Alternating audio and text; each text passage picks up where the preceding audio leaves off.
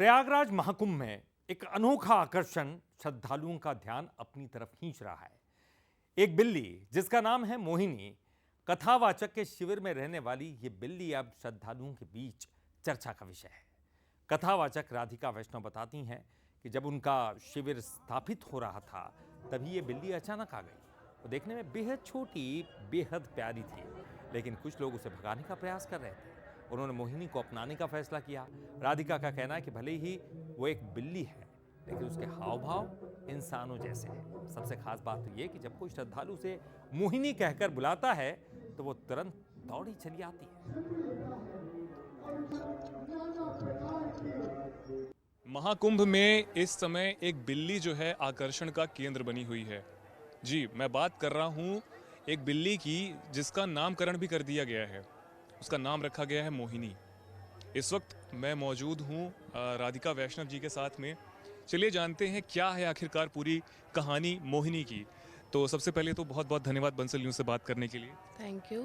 आपका बहुत बहुत धन्यवाद हमसे संपर्क करने के लिए। और हमसे क्या संपर्क करने के लिए आप लोग आए? आप तो मोहिनी से संपर्क करने आए हैं।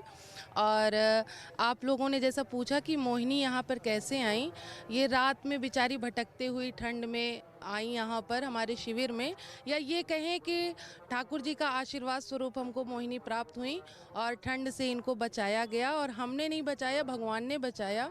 और तब से ये मोहिनी यहीं पर हैं और अब ऐसे हो गई हैं जैसे हमारे ही परिवार का सदस्य हो, या ये कहें कि जैसे एक पुत्रवत स्नेह होता है, पुत्रीवत स्नेह होता है, वही लगाव हमारा मोहिनी के साथ हो गया है। राधिका जी, मैंने ये सुना कि जैसे ये जो बिल्ली है इसका नामकरण किसके द्वारा किया गया है? इसका नामकरण इसी के द्वारा किया गया क्योंकि ये इतना मोहने वाला स्वरूप है इसका, इसीलिए हम सब ने मिलकर के इसका नाम मोहिनी रखा। क्योंकि जो भी इसको देखता है, आप लोग भी अनुभव कर रहे होंगे कि जब आप लोगों ने भी इसको देखा तब से आप लोगों का भी मन कर रहा है, हाँ ये वाकई में सुंदर है, मन को मोहने वाली है, इसीलिए इसका नाम मोहिनी रख दिया हम लोगों ने।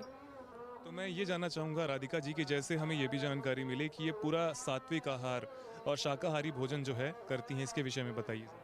देखिए, अभी ये एक बालक है, या ये कहें अभी बच्चा ही है ये बिल्ली का, और अभी इसको जो आप खिलाएंगे उसकी यही आदत हो जाएगी।